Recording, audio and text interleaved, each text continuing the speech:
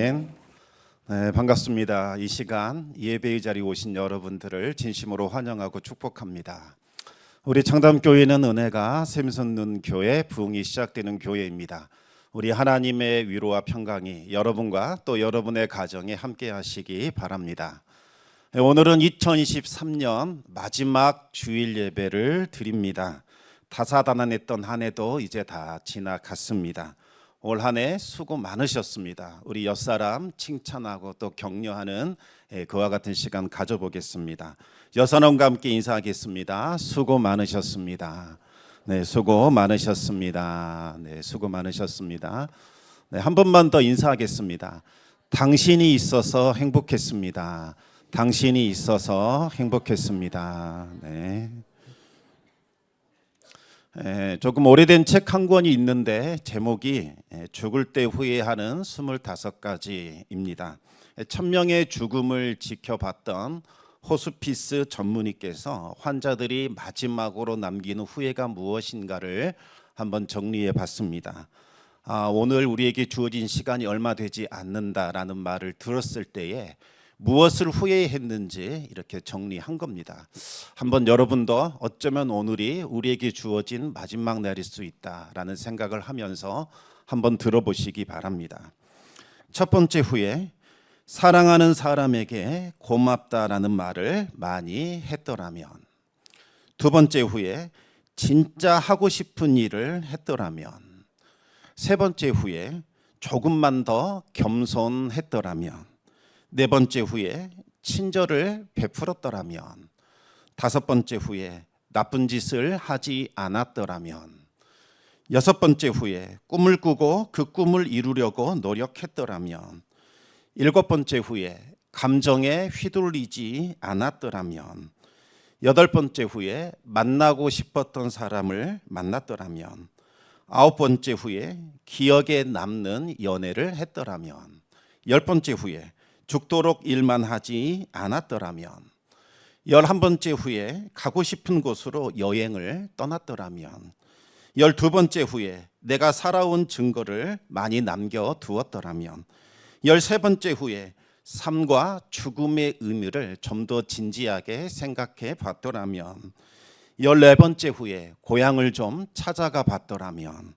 15번째 후에 맛있는 음식을 많이 먹었더라면. 16번째 후에 결혼했더라면. 17번째 후에 자식이 있었더라면. 18번째 후에 자식을 혼인시켰더라면. 19번째 후에 유산을 미리 염두에 두었더라면. 20번째 후에 내 장례식을 생각했더라면. 21번째 후에 건강을 소중히 여겼더라면. 22번째 후에 담배를 일찍 끊었더라면. 23번째 후에 건강할 때 마지막 의사를 밝혔더라면. 24번째 후에 치료의 의미를 진지하게 생각했더라면. 여러분, 마지막이 무엇일까요? 아주 중요한 내용입니다. 25번째 후에는 신의 가르침을 알았더라면 이었습니다. 여러분, 인간의 가장 근원적이고 가장 본질적인 공포와 두려움은 바로 죽음에 대한 두려움입니다. 왜 사람은 죽음을 두려워할까요? 살 만큼 살았다, 이와 같은 생각이 들었는데도 여전히 죽음은 두렵습니다. 단순히 삶에 대한 애착이나 미련 때문에 죽음을 두려워하는 것은 아닙니다. 본능적으로 죽음 이후에 뭔가 있다는 것을 알지요. 하나님의 심판이 있다는 것을 우리의 양심과 우리의 영혼이 이미 알고 있습니다. 인간은 죽음과 함께 사라지거나 소멸되는 존재가 아닙니다. 죽음 이후에는 하나님의 심판대 앞에 다들 서게 되지요. 각 사람은 지금까지 하나님 앞에 살아왔던 모든 순간들을 직접 고하게 되고 그 모든 일에 대해서 하나님의 판단을 받게 됩니다. 왜 모든 사람은 하나님의 심판대 앞에 서야만 하는 걸까요? 사람은 하나님이 지으신 하나님의 것, 하나님의 소유이기 때문입니다. 하나님이 우리를 이 세상에 보낼 때에는 그냥 보내지 않으셨습니다. 각 사람마다 사명과 해야 할 임무를 부여하여 이 세상에 보내셨습니다. 하나님을 사랑하고 이웃을 사랑함으로써 하나님의 뜻과 하나님의 영광을 드러내라고 이 땅에 보내신 거지요. 하나님이 주신 그 사명을 따라 살았는지 하나님의 심판대 앞에서 판단하시고 그에 합당한 상과 그에 합당한 벌을 내리시겠다는 겁니다. 그런데 사람들은 이 사실을 아주 싫어합니다. 극도로 거부합니다. 인생을 내 것이라고 주장합니다. 왜요? 나에게 주어졌으니까 내 것이라는 겁니다. 내 마음대로 내 뜻대로 인생을 살겠다고 선언합니다. 그러나 여러분, 우리에게 주어졌다고 해서 다 내 것 아닙니다. 이 인생은 하나님께서 잠시 잠깐 우리에게 허락하신 것에 불과합니다. 생명이 있는 날 동안에 잠시 잠깐 빌려 쓰는 거죠. 따라서 내 뜻과 내 영광을 위하여 살아갈 것이 아니라 늘 하나님의 뜻을 분별하며 하나님의 영광을 위해 살아야 하는 겁니다. 그런데 안타깝게도 이미 하나님은 모든 사람을 향하여 심판을 선언하셨습니다. 모든 사람은 다 죄를 범한 죄인이다. 이들에게는 심판만 남아 있다. 이렇게 선언하셨습니다. 이제 하나님 앞에 설 수 있는 의인은 단 한 사람도 없다는 거지요. 하나님이 살아있다는 것을 깨닫는 사람도 없고 하나님을 찾는 자도 없고 선을 행하는 자도 없습니다. 목구멍은 열린 무덤이요 혀로는 속임을 일삼고 입술에는 독사의 독이 있고 입에는 저주와 악독이 가득합니다. 죄를 범한 사람의 인생에는 파멸과 고생이 있고 평강의 길이 없습니다. 그런데도 죄를 깨닫지 못하고 하나님을 두려워하지도 않습니다. 하나님은 모든 사람이 죄를 범하였고 하나님의 영광에 이를 수 없다. 누구든지 하나님 앞에 설 수 없다. 하나님의 임재 가운데서 추방될 것이다. 형벌받는 자들이 가야 할 그곳에 이르게 될 것이다 라고 말씀하신 겁니다. 이것이 바로 하나님의 공의와 그에 따른 심판입니다. 그런데 또 다른 종류의 하나님의 의가 나타나게 됩니다. 이 의는 우리가 알고 있는 공의와는 완전히 다릅니다. 죄를 범한 사람에게 심판을 내리는 것, 이것이 하나님의 공의지요. 그런데 하나님이 세우신 또 다른 의는 죄를 범한 인간을 심판하지 않고 그 사람을 하나님 앞에 설 수 있는 의로운 자로 만들어 주시는 겁니다. 이해가 잘 되지 않습니다. 어떻게 죄인을 심판하지 않고 그를 의로운 자로 여기는 것이 가능하단 말입니까? 구약의 희생제사를 알게 되면 이 하나님의 또 다른 의를 우리가 이해할 수 있습니다. 하나님은 죄인이라 할지라도 멸망받는 것 원하지 않으십니다. 회개하고 죄의 길에서 벗어난다면 하나님께로 돌아올 수 있는 길을 열어주십니다. 하지만 무작정 그 사람의 죄를 없앨 수는 없습니다. 죄의 삭슨 사망이라는 하나님이 정하신 법을 스스로 무너뜨릴 수는 없기 때문이죠. 하나님의 또 다른 의는 바로 흠없는 희생 제물에게 모든 죄를 뒤집어 씌우는 것, 전가시키는 것, 바로 그것입니다. 그렇게 되면 희생 제물이 모든 죄를 다 뒤집어 쓰고 죄덩어리로 변하게 됩니다. 동시에 죄인은 이 죄로부터 자유하게 되는 거지요. 죄의 삭슨 사망이니 희생 제물이 죽음으로써 죄값을 치르게 되는 겁니다. 피는 죄를 속하기 때문에 희생 제물이 흘린 피, 뿌려진 피는 하나님께서 그 죄를 두 번 다시는 기억하지 않게 됩니다. 하나님의 또 다른 이 의는 예수님의 십자가로 마침내 완성이 됩니다. 하나님은 독생자 예수님을 온 세상을 위한 희생 제물로 내어 주신 거지요. 예수님은 십자가에서 온 인류의 죄를 뒤집어 쓰시고 죄덩어리가 되셨습니다. 십자가에 달려 죽으심으로 죄값을 치르셨고 십자가에서 흘린 피로 온 인류의 죄를 단번에 제거하셨습니다. 누구든지 예수님을 믿고 영접하게 되면 의인으로 간주되어 심판에 이르지 않습니다. 하나님의 자녀가 되어 천국을 유업으로 받게 되는 거지요. 이것이 바로 하나님의 또 다른 의요 하나님의 구원 계획입니다. 하나님은 예수님을 통해서 온 인류의 죄를 제거하고 의로운 자로 삼아 주셨습니다. 더 이상 심판받을 자로 여기지 않고 구원받을 하나님의 자녀로 삼아 주셨습니다. 누구든지 예수 그리스도를 믿고 영접하면 하나님의 자녀가 됩니다. 심판에 이르지 않고 사망에서 생명으로 옮겨지게 되지요. 그러면 하나님의 은혜로 구원받은 사람들, 이제 그들은 어떻게 살아가야 하는 걸까요? 이전처럼 죄를 먹고 마시며 살아도 되는 걸까요? 그렇지 않습니다. 이제는 성령 안에서 구별된 삶을 살아야 합니다. 더 이상 죄에 머물면 안 되죠. 죄에서 벗어나야 합니다. 죄의 본질이 무엇입니까? 하나님이 주신 인생을 내 것이라고 고집하면서 내 뜻과 내 영광을 위하여 사는 것을 말합니다. 세상적인 가치관을 따라 육신의 정욕과 안목의 정욕과 이생의 자랑을 위하여 살아가는 거지요. 하나님의 영광에는 아무 관심이 없고 오로지 나의 이름을 드러내기 위하여 나의 유익과 쾌락과 만족과 내 영광을 위하여 살아가는 것, 이것이 바로 죄의 본질인 겁니다. 그러나 하나님의 은혜로 구원받았다면 이제는 하나님을 위하여 살아야 합니다. 옛사람의 방식을 벗어버려야 합니다. 하나님이 주신 인생이니 하나님의 뜻대로 하나님을 위하여 살아가야 하는 겁니다. 하나님의 뜻을 구하고 하나님의 영광을 위하여 살아야 하지요. 날마다 하나님의 뜻을 분별해야 합니다. 그리고 하나님의 선하시고 기뻐하시고 온전하신 뜻을 따라 살아야 합니다. 하나님이 우리에게 보여주신 생명의 길, 의의 길, 진리의 길, 순리의 길을 따라 걸어야 하는 겁니다. 오늘은 2023년 마지막으로 우리의 인생을 돌아보면서 하나님 앞에 중간 점검을 하는 시간입니다. 오래 걸었던 신앙의 발자취를 한번 돌아보시기 바랍니다. 나는 과연 하나님의 소유된 백성으로 구별된 삶을 살았을까? 하나님이 과연 내 인생을 보면서 참으로 수고했다, 내가 너를 기뻐하노라, 그와 같은 삶을 살았을까?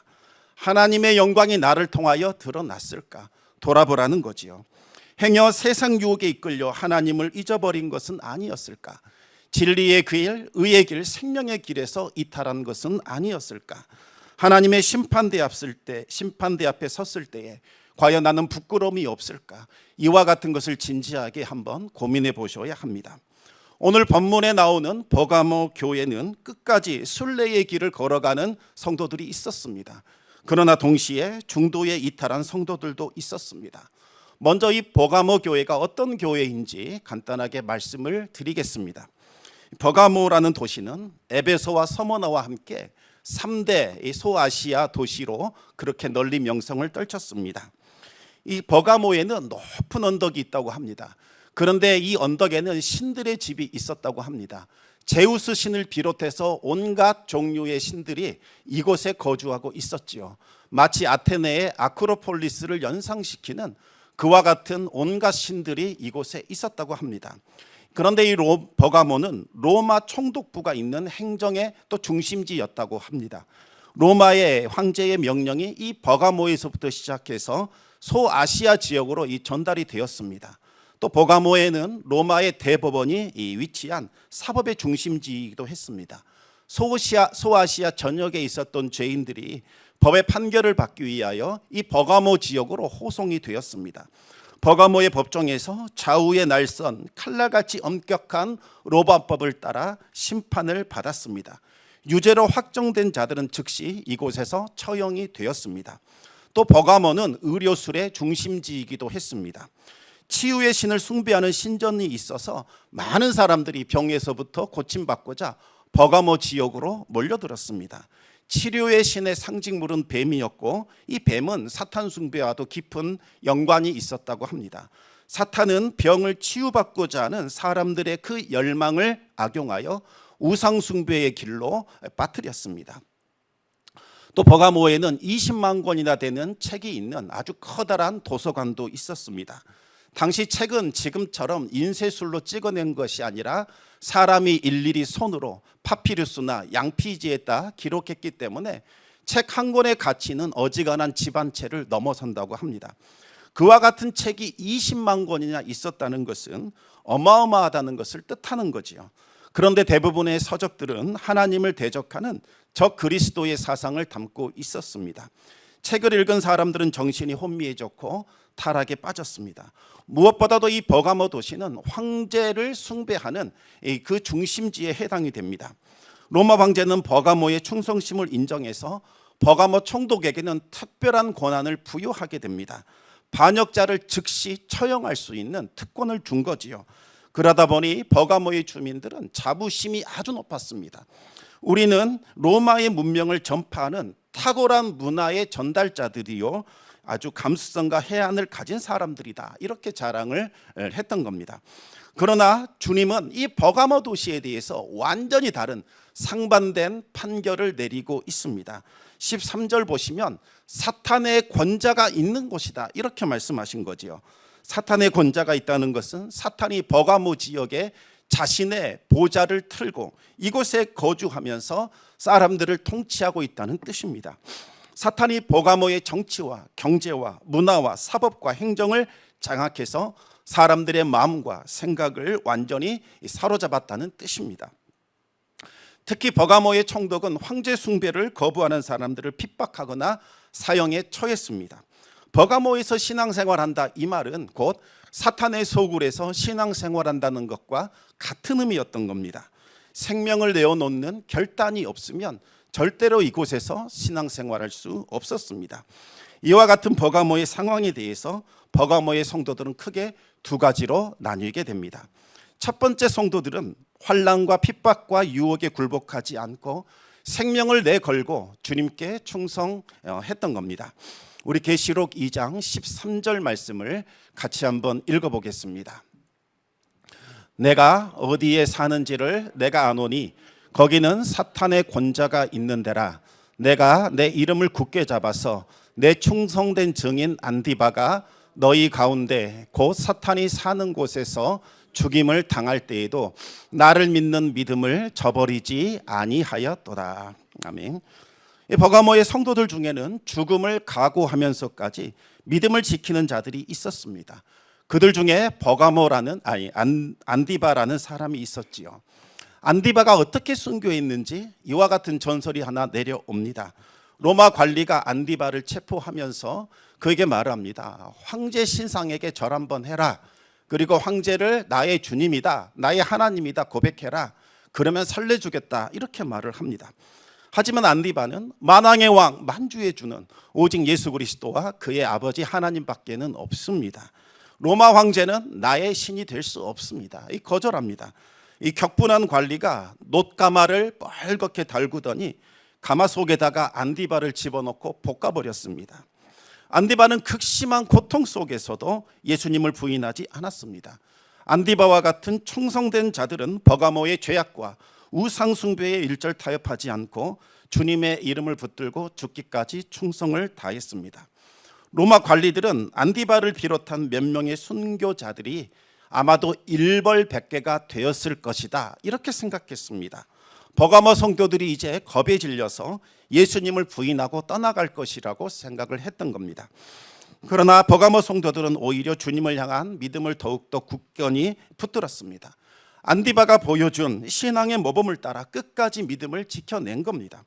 수많은 성도들이 순교에 동참을 했고 주님은 안디바를 비롯한 버가모의 순교자들을 너희들이야말로 충성된 증인이다 라고 인정해 주신 거지요. 그리고 버가모 교회의 믿음을 크게 칭찬하게 됩니다. 지금 이 시대가 자꾸 버가모와 같은 상황으로 이끌리고 있습니다. 더 이상 하나님의 정의와 공의를 두려워하지 않습니다.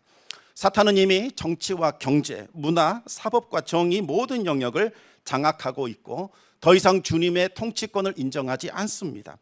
이와 같은 시대 속에서 순전한 믿음을 지키며 사는 것 결코 쉽지 않습니다. 차라리 세속적인 것과 조금 타협을 하자, 적당히 믿는 것이 좋겠다, 이런 유혹이 자꾸 든다는 겁니다. 순례의 길에서 이탈하려고 하는 유혹이 찾아오게 되지요.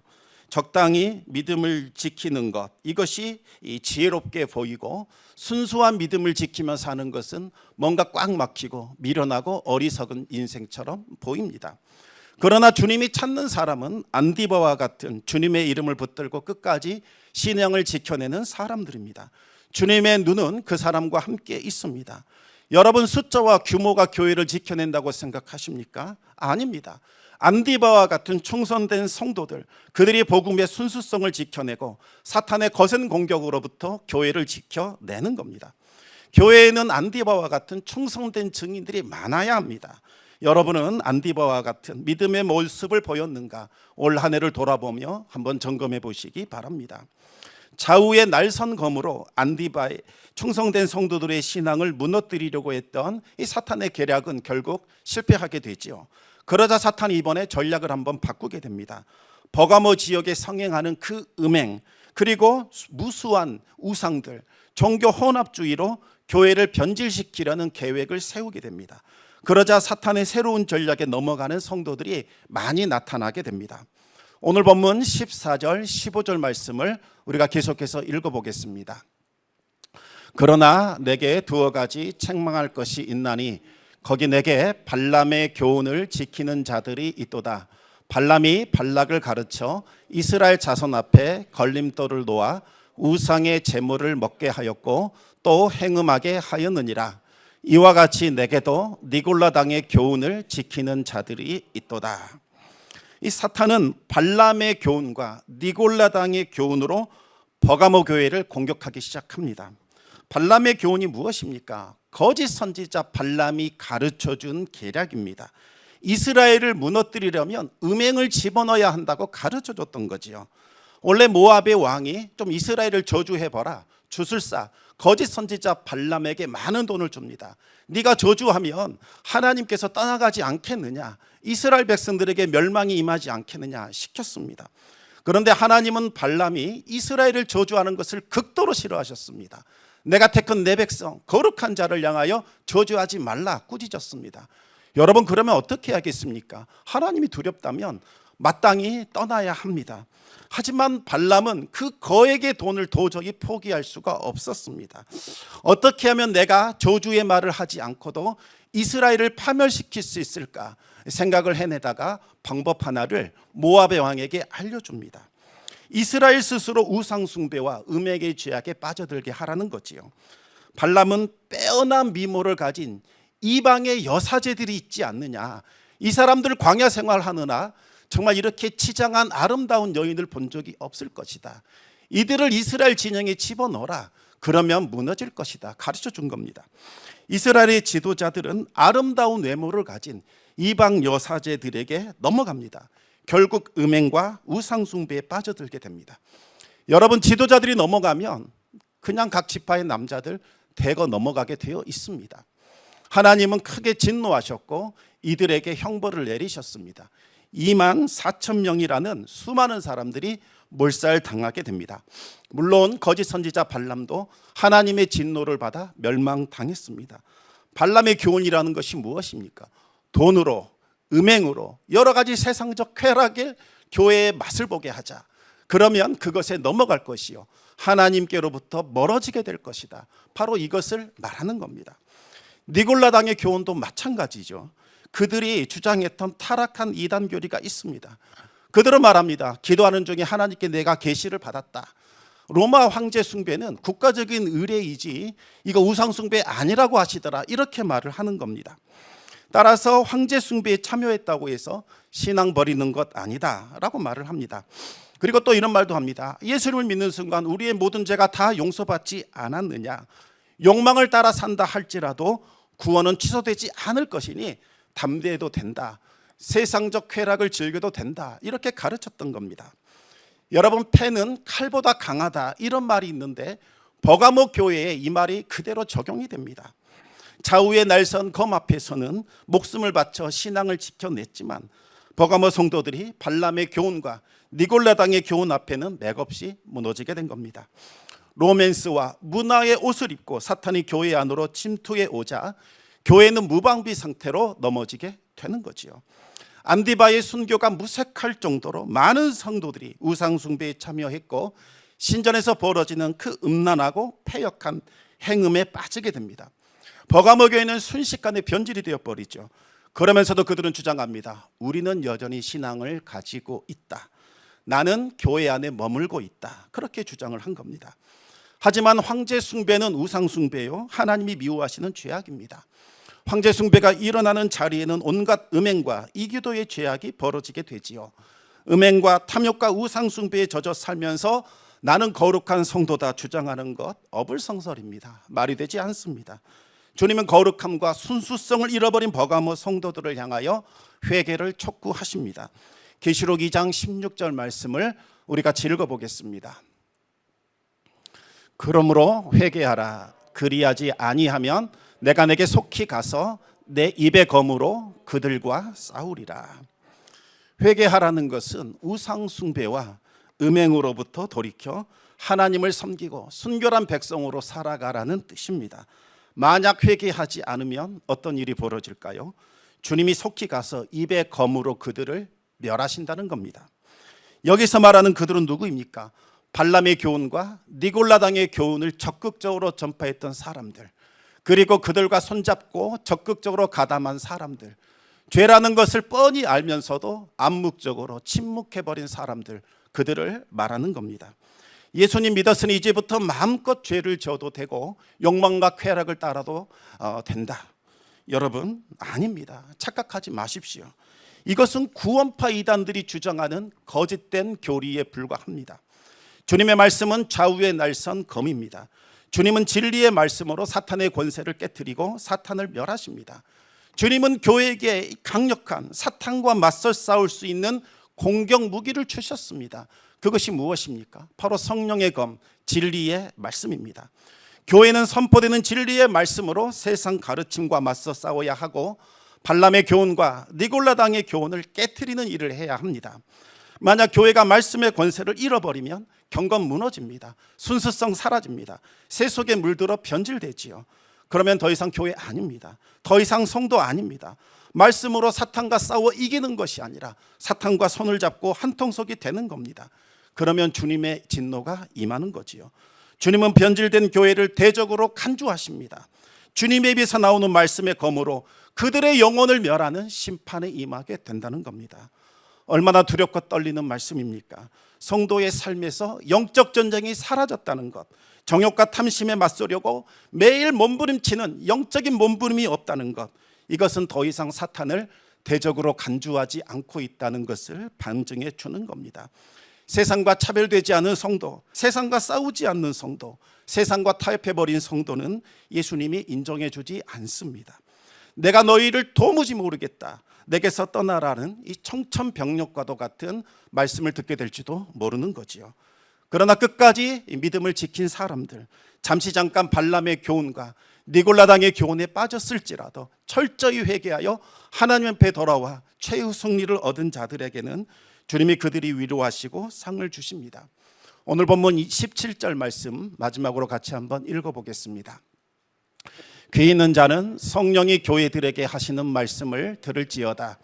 이기는 그에게는 내가 감추었던 만나를 주고 또 흰 돌을 줄 터인데 그 돌 위에 새 이름을 기록한 것이 있나니 받는 자밖에는 그 이름을 알 사람이 없느니라. 아멘. 주님은 감추었던 만나를 주시겠다 약속하셨습니다.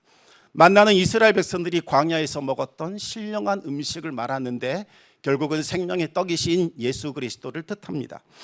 만나를 먹는다는 것은 주님과 생명의 교제를 나누면서 천국의 기쁨을 맛보게 된다는 뜻입니다. 사탄도 우리에게 기쁨을 줍니다. 그러나 그 기쁨은 일시적이고 쾌락적이고 중독적이고 멸망에 이르게 하는 기쁨에 불과합니다. 참된 기쁨 줄 수 없습니다. 주님이 주시는 생명의 말씀을 듣고 순종하는 사람들만이 만나와 같은 하늘에서 내려오는 정말 참된 영적인 신령한 음식과 같은 기쁨과 충만한 은혜를 받아 누릴 수 있게 되는 겁니다. 또 주님은 새 이름을 기록한 흰돌을 주시겠노라 약속하셨습니다. 여기서 흰돌은 재판장이 판결할 때 사용하는 판결 도구를 말합니다. 재판장이 흰돌을 던지면 무죄가 되어 석방됩니다. 하지만 거물돌을 던지게 되면 이제 유죄가 확정이 되어 형벌을 받게 되지요. 원형 경기장에서도 죄수들이 맹수들과 싸워 이기게 되면 황제가 흰돌을 던집니다. 그러면 그 사람은 석방되고 자유를 얻게 됩니다. 주님께서 흰돌을 주신다는 것은 너는 승리자다, 너는 이겼다, 너에게는 자유와 구원과 천국에 대한 기쁨이 있을 것이다 라는 것을 뜻하는 겁니다. 그리고 흰돌은 누군가를 잔치자리에 초대할 때 주었던 일종의 초대권이었습니다. 이름이 적힌 그 흰돌을 소지하면 잔치자리에 들어갈 수 있었습니다. 새 이름을 기록한 흰돌은 천국 초대권을 뜻하는 거지요. 흰돌에 새 이름이 기록했다는 것은 이 사람은 죄가 없는 존재요, 새로운 존재요, 승리한 존재다, 천국 잔치에 들어올 수 있는 존재라는 것을 의미합니다. 결국 감추었던 만나와 흰돌은 모두 다 예수 그리스도를 상징합니다. 끝까지 십자가 붙들고 예수님과 동행한 사람, 예수님께 충성한 사람, 순례의 길을 완주한 사람, 그 사람은 최후 승리를 얻을 것이요 천국 잔치에 들어가 영원한 생명과 기쁨과 즐거움을 누리게 된다는 뜻입니다.